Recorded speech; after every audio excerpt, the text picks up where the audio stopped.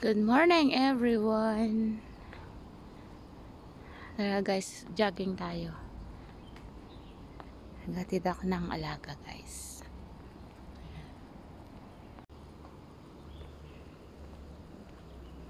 Dito guys, nakakita ako ng snake dito.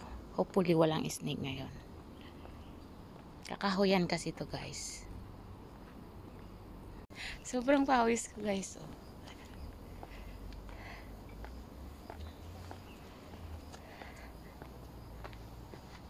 Minsan ang sarap mag-hiking, mag-jogging para mawala yung fats natin guys. Ayan.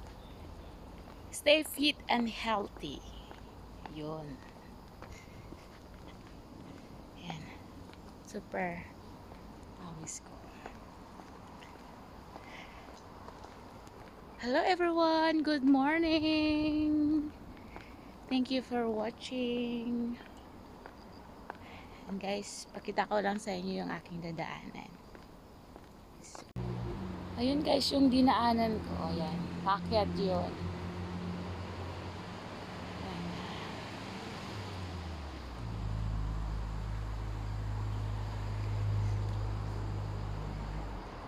Bundok dito sa amin.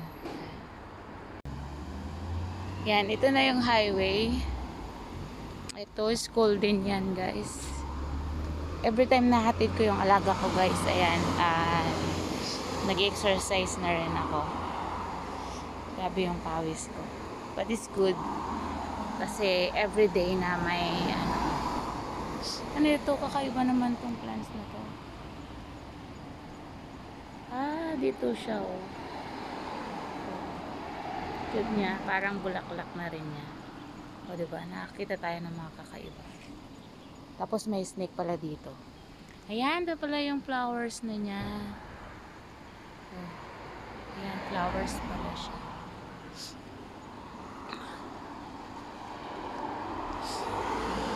Guys, baba na ako guys.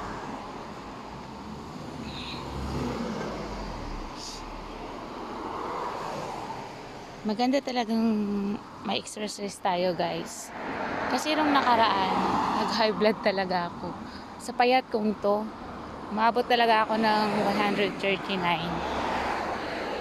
139/90. So far walang monkey ngayon guys.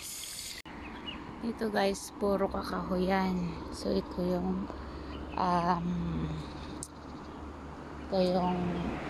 daan. Oo. Tapos dito may mga nagalambitin na mga unggoy. Pero so, ngayon wala. Walang unggoy ngayon guys.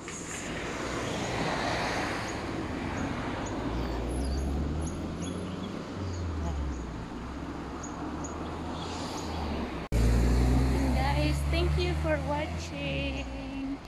Again, this is HK Explorer Official. Hindi na po maalam Juday. And guys, kawi na ako guys. So, habang naghatid ako ng bata, sasabayan ko na rin ng jogging, running, yan, kaya walking.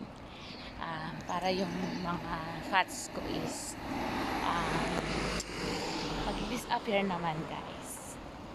Okay, needs natin ng exercise, stay healthy and stay fit and healthy guys. So baliktad.